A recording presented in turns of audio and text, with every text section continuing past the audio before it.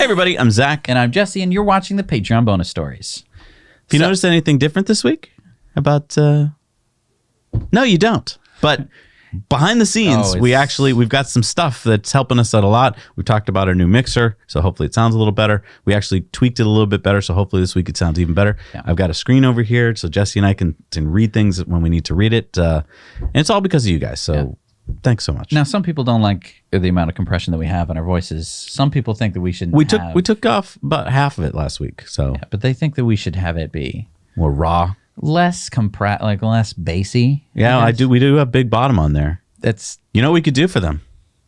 Oh, That's what we're gonna do for you. Okay. I'm gonna take off the Big Bottom. Okay. Boom. There you go. We turned off the Big Bottom. So, let us know if you like it, and we're probably gonna forget. You're probably wondering what the heck Big Bottom is. It was in the 1980s. Aphex came out with the Oral Exciter, and about every record you listen to in the 80s, they put this on there because everyone thought it sounded great. They put on the Aphex Oral Exciter on the top and the Big Bottom on the bottom, and it made everything just sound bigger and awesomer. Right. So yeah, we put it on too to make us sound more awesomer. Right? Yeah, we did.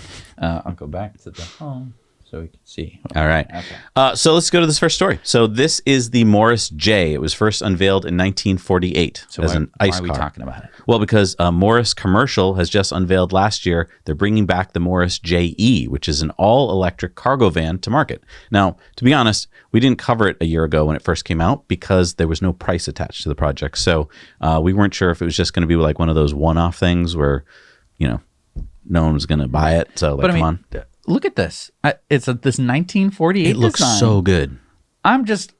First of all, it's great that it's electric, but I'm going to have a very unpopular, but even if it was gas powered, what? It would still be pretty cool. It is cool. No, the design is cool, and we never really saw this because we're Americans, and this was a British truck, so we didn't really grow up seeing it. I love the look of this truck. I think if I was like a florist or a whatever businessman, if you were a plumber, if you were a plumber and you pulled up in this truck and it was parked in your driveway or wherever it was, I would go out of my way to hire that company. I mean, just marketing alone, marketing budget, you're going to be like, okay, I could either pull up in a crummy looking van that everyone always pulls up in, or I could pull up in this thing. So the reason we didn't cover the story last year is I found out that it was a carbon fiber body. And when I heard that, I'm like, okay, so it's definitely just a one-off and it's going to cost a fortune. Right. But get this, starting price is 60,000 pounds or $78,000. Now, that's not cheap, but for a small company just starting and not doing, full scale production for something this good looking,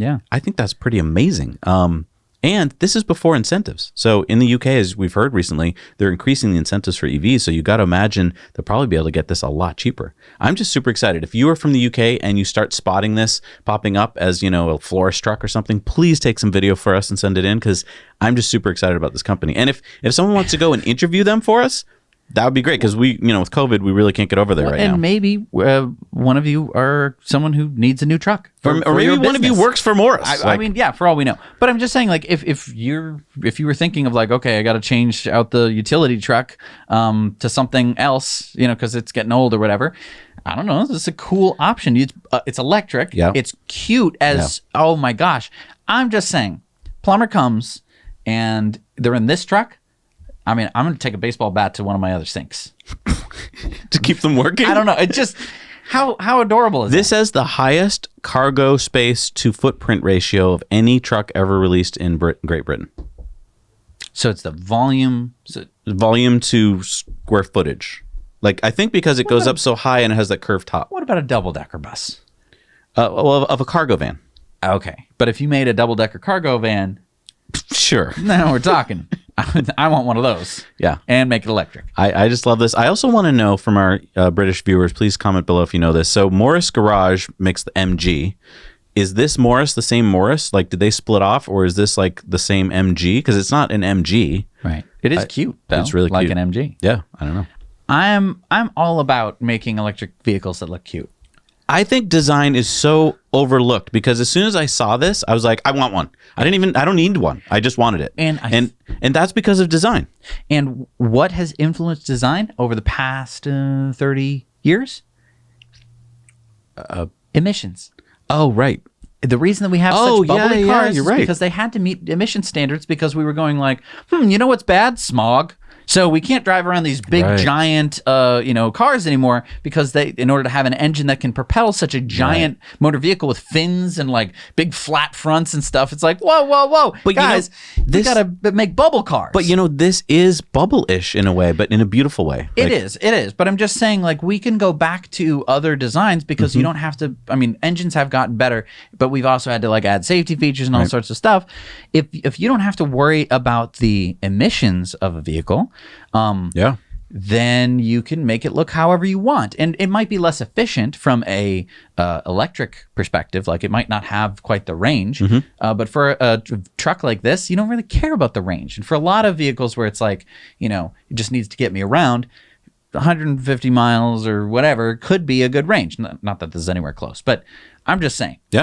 Yeah, all right, let's move on to this next story. So this is a company that we've invested in called EHang, which is a Chinese company. It's on the NASDAQ under EH, and they make drones. So they just secured their first special certificate of airworthiness for an autonomous air vehicle issued by the South Korean Ministry of Land, Infrastructure, and Transport. So last week, they set off on a mini flight tour to demonstrate the use case scenario for its urban air mobility solution. South Korea plans to commercialize urban air mobility services by 2023 or 2025. Yeah, and this is really cool that the South Korean government basically gets it, that if they can make 2-passenger autonomous air taxis work, that would be super cool, right? Because then you can get between, say Manhattan and, the airport without having to go through all that traffic. Yeah. But sure. Wait a minute. I don't know. Wait a minute. Listen, okay, so I mean, there were helicopter companies that did what you're saying. And they're still doing it. They're still doing it. They're very, very expensive. And Yes. of course, it's because they have ICE engines and their helicopters. They're very expensive. Well, You and need to also hire supply and pilots demand. and blah, blah, blah, blah. Well, yeah, so you mentioned a couple big things there. Pilots. Yep. Helicopters have a lot of maintenance that you have to do to them. Yep. They're not in there. And not just like an ICE car maintenance. We're talking you basically have to tear down those things almost all the time and rebuild them because they have to work.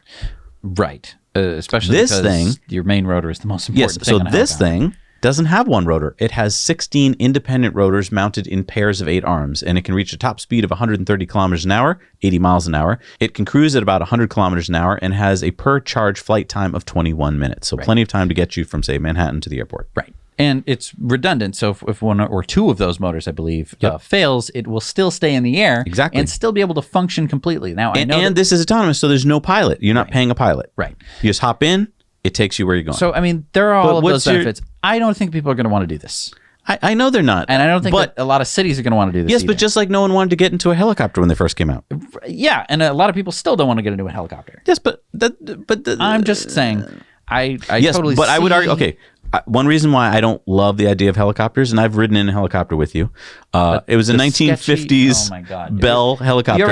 You ever seen MASH? It was the big glass bubble. And there's no door. And I was sitting in the middle, so I was sitting at the door. But the reason why I wasn't that keen on getting in was, remember, they brought one out and they lifted it off the ground for about a foot for a minute and it didn't pass the test. So they went and got another one. And I was like, wait, why didn't that one pass the test? And they're like, well, I mean, it was built in the 50s. Right. And then the pilot who was in the Korean War, I'm pretty sure, came out. He was like at 85 or whatever and proceeded to fly us around the air show. Yeah, and he was like, hey, let's do this. But the reason why I'm not that excited about helicopters is, you've got the one rotor with one motor, and if that fails, I know that you can do the, what's it called? Auto-rotate. Auto rotate. Yes, that's the thing you can do, but it's not a fun thing to do if you're a helicopter pilot. You have to be a pretty good helicopter pilot to do an auto rotate. Right. It's not it's not, and then you've just crash landed. Right. It's not like, okay, let's get back to the airport. It's like, okay, we've landed wherever the heck we just Okay, so I just want to understand though. So your arguments now are you don't like it because you don't think people will like it. That's like a weird argument for you. It's a weird argument. I completely, But let's just fast forward. Let's say that this thing has been going for a few years and you've heard that your friends do it all the time. It doesn't and it's pass safe. the Elon test because he's going back to first principles. He's going to say this thing's super loud, super loud. I mean, helicopter loud, a little bit quieter. It's still, you don't want a lot of these flying around. When a helicopter flies over our house, even when it's up high, it's like, it's going to be loud. I don't think it's And it's helicopter going to be, loud. I just don't think that people are going to like it. There's this crotchety old person kind of thing where they're like, I don't want it. Even though they're 32 years old, they're going to be like, I don't like it. I don't think that's true. Some people will like it. I think it'll work. I don't know. What show are we on here? I have a bad feeling about it. Why? Because it's in the air. Like with the tunnels. There's a lot of things in the air. Like the tunnels. Air travel is I the like safest way to tunnels. travel per capita. By mile, not per capita. By mile. Doofus. By mile, because you're going so fast. Yeah. When you're in a drone that doesn't go that fast, it's going to change. I don't know. Helicopter travel is not safe. Yes, but this is By not the same mile. as helicopter. I know, but I'm just saying. Okay. Space travel is actually safer because you travel so freaking fast. Oh, by mile. Okay, I'm just surprised that you're against this so horribly, but I'm not saying horribly. it's a final solution to anything. I think that boring tunnel will be the best way. Boring Right. tunnel, hyperloop, I'm all down Yeah, for that. no, I mean, I But think that this I just is think that on the getting, periphery. getting things off of, having to be on highways to get to the airport, if it's affordable. Yeah. Yeah, I don't And know. it's electric. So, I mean, that's a huge advantage. Yeah. Yeah. All right. How about these? I want to see what you think about this. So this is Ecox Enterprises, and they've partnered with Wunderman Thompson, and they've developed what's called the Urban Arrow. It's an emergency bike. So this is an electric bike to help people in emergencies. It can travel 2 times faster than cars in traffic, and they tested this in Paris, which, if you've been to Paris, has horrible traffic. It has 2 500 watt-hour lithium batteries. It provides an electric-assisted pedaling range of up to 160 kilometers or 99 miles. Wow. Has a 150-liter insulated storage box for medical supplies, so you can bring a lot of stuff to the scene. It has a 140 decibel horn, so beep, get out of the way. It has high-intensity flashing blue LED lights. It has anti-puncture tires, so you don't have to worry about running over a nail on your way to the scene. It has GPS unit that allows for location tracking and a USB port for powering portable devices. So Such a funny thing to add at the end. And you can and it charges your phone. It's like when in the spy thing where they're like capable of anti-air missiles and this and that, and it also has a cigar cutter. Like you're like, what? I love it. So I mean, this is the same idea as the rapid responder, except even a little squeezier. it's squeezier. Yep. You can zip through get- traffic. I like it. So, and basically the idea here is that you aren't getting- going to be putting the person on this thing. You are the first person at the Right. scene. You're getting that important medical specialist to the scene as fast as possible. Because when someone has had an accident of pretty much the faster you can get there, the better. Yeah, I saw a stat. Oh, what was the stat? It was something like every minute the death rate goes up by 10%. So you want to get there. Within 10 minutes. You want to get there. Well, no.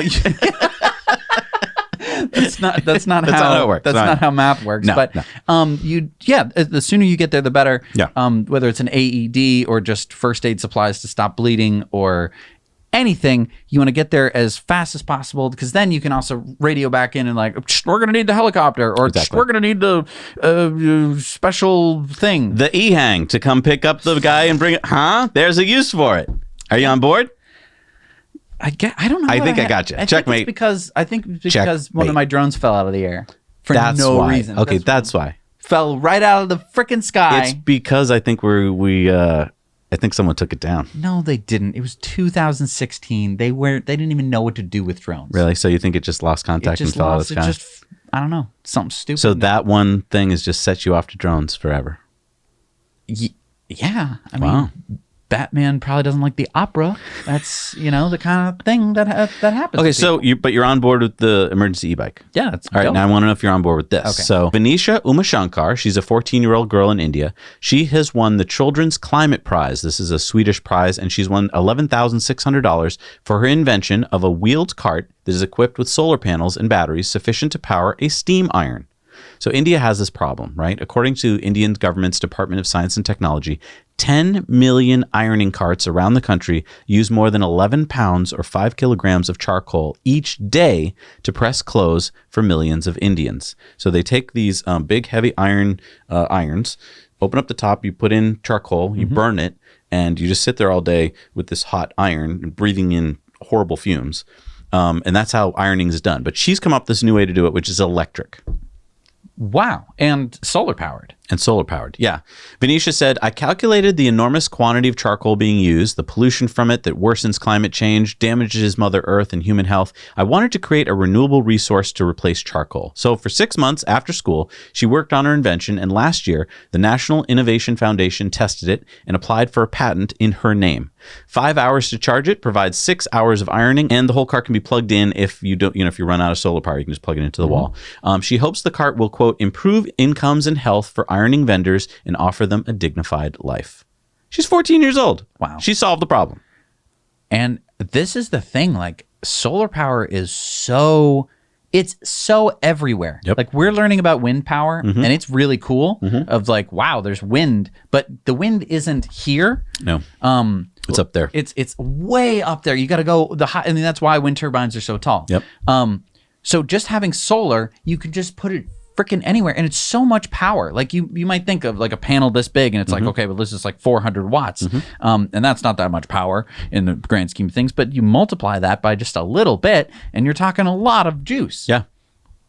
Knowing how to harness that and knowing how to do stuff with that is such a powerful skill that no one has. We're slowly learning how to do it with like projects that we're doing that we're not coming out with enough videos about it, mostly because we want to get it done and completed. But we're learning a lot about how you can accomplish these things. But I think that once people around the world start to realize, like, oh, why are we doing it this dumb, old-fashioned way? And the thing is, we've been kept in this dark ages. I really think, like, in the future, we're going to refer to these decades from, say, I don't know, the 20s to today as the dark century. Because there was all this innovation that could have been taking place. It's not that hard. And yet we just didn't put our resources, our manpower, our people skills into it. And I think it was because Big Oil was like, no, don't go there. Right. And there's really subtle ways that culturally you can influence that. I mean, there are so many different, like, think back to some of the cartoons that you watched as a kid and some of the movies, and they're like, oh, it's solar powered. And then like the cloud comes over and they're like, ha, it's stupid, doesn't work. Yep. That would have been the ex machina for this scene, but it's not. Solar, dumb. And you just kind of get the sense like, okay, solar powered's kind of lame, kind of chintzy. Oh, yeah, I'm not going to go for it. And it's like, that's completely the wrong approach. It's free energy. Yeah, we had solar panels on the roof of the White House in 1976, 1980. Ronald Reagan comes along, tears them off. Right. Like, if that's not sending a message, I don't know what is. Yeah. All right, let's go into this next. So you're on board, by the way, with the. Of course So I the am. past few you're good with. It's just my e-hang that you're not down with. I mean, Okay. I don't think that we need to iron clothes personally. I think that we should get away from that as a thing, because then you don't need to do this. But since it's existing, you may as well do it with solar energy. Right. All right, let's talk about the Porsche Taycan. It's won a Guinness World Record. So Porsche instructor Dennis Ratera, he went 210 laps at the Porsche Experience Center in Hockenheimring, and he drove for 55 minutes. He went 42 kilometers, 42.171 kilometers, the longest continuous drift in an electric car. And he did this at an average speed of 46 kilometers an hour with a rear-wheel drive version of the Taycan, which, by the way, is now available for sale in China. Excited? Does that make you want to buy a Taycan? Well, I don't have a track set up with sprinklers. What, with sprinklers? And I mean, what? I mean, it's cool. Drifting is neat. Drifting is cool when like you're kind of not supposed to do it, or like when you're going around a specific turn. The drifting in a big circle, Not so exciting? it's only really for parking lots, right? Where you're like, we did donuts all night. It was so fun. I wish they had just shown the whole hour. That would have been... That would have been real. Because like at minute like 15, I think you'd have been like, wow. I think the hardest... That's the impressive part to Right. me is as the length of time. And, Exactly. and they showed like 8 clips of it. And it's Right. like, yeah, I've seen a car drift like that before. Right. I need a continuous shot where it's just like, wow, wow, wow, wow, wow. Like that would be impressive where you're just like, what? But then it's not, it's partially the car, but it's also partially the driver. Oh, yeah. But you can also make a robot drift. Yeah. I mean, they've done that with even little cars and stuff. So, Yeah, I mean, it's basically the hardest part. I think you're right. Is just that he had to keep his wits about him for 55 minutes. And they had to keep it perfectly wet because if they didn't, the tires would have been just burning the whole time. right. So, Which kind of is what makes drifting cool, is the burning of the tires. even though I don't like it. I don't like it either. I mean, it's cool. Right. But then just think of all that particulate matter going. Particulate matter. You know? It's like, can't have any fun if you care about things. Right. Let's talk about this next story. Yeah. This is about a hacker. Ooh, let's check it out. Let's play the video.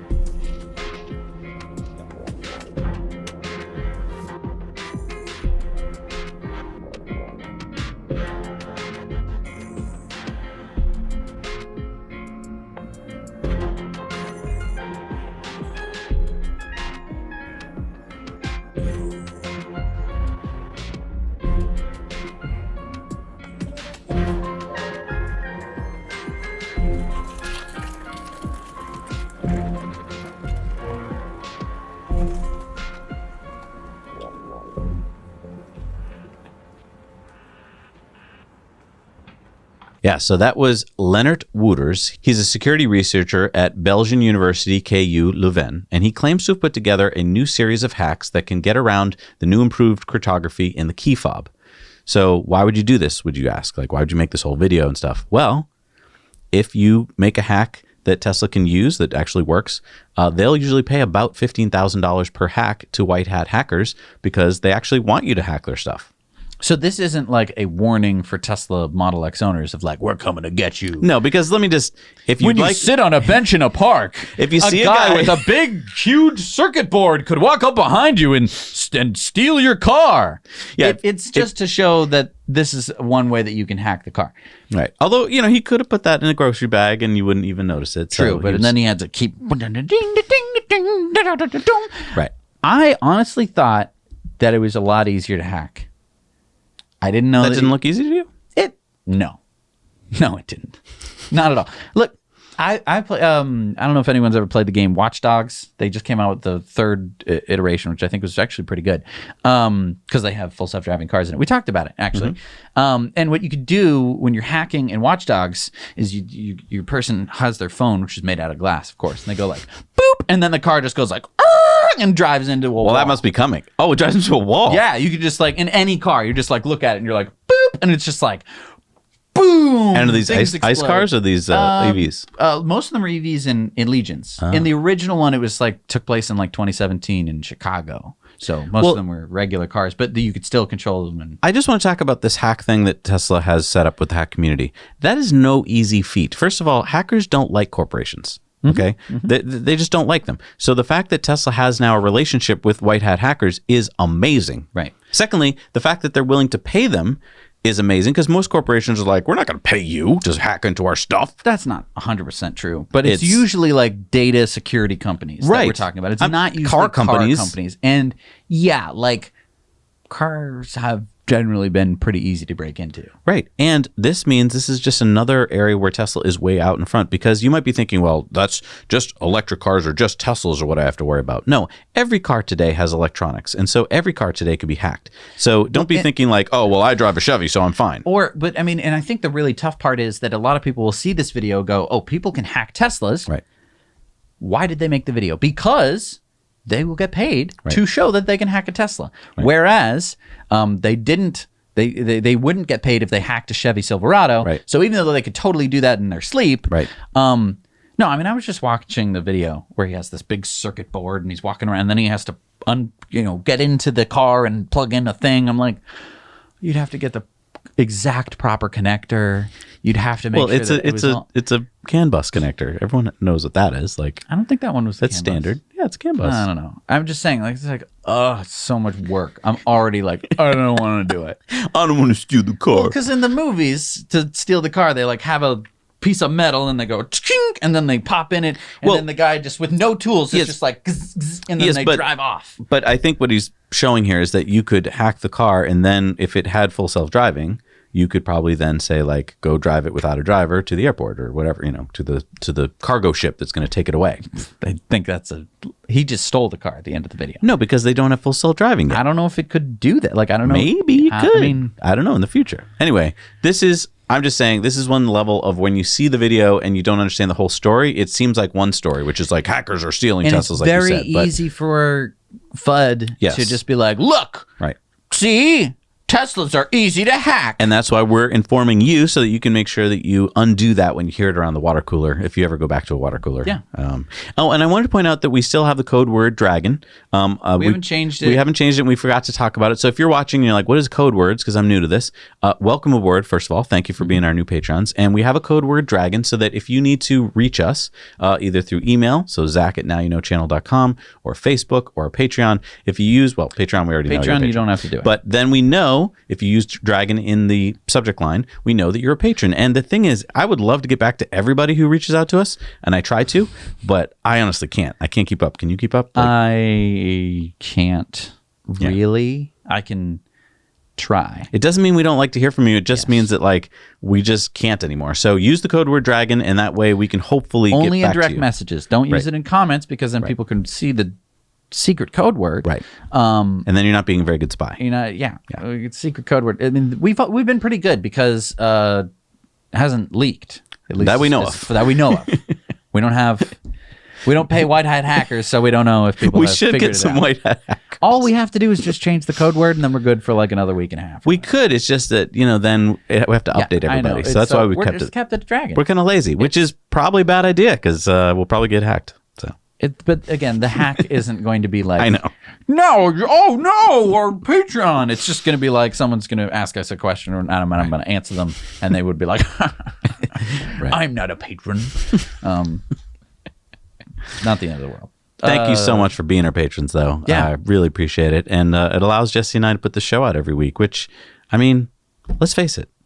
There's so many things just this week alone we wouldn't have been able to do without our patrons. Mm-hmm. So you're just unbelievable to help us. And I think we're really unique in this space. Like, when we look around at other YouTubers, they're complaining all the time about the fact that they have to put out just crappy videos in order to get 12-year-olds to watch them. And honestly, I love 12-year-olds, but we don't need them to watch our channel, which is fantastic. Let them be 12-year-olds. I don't need to talk to 12-year-olds.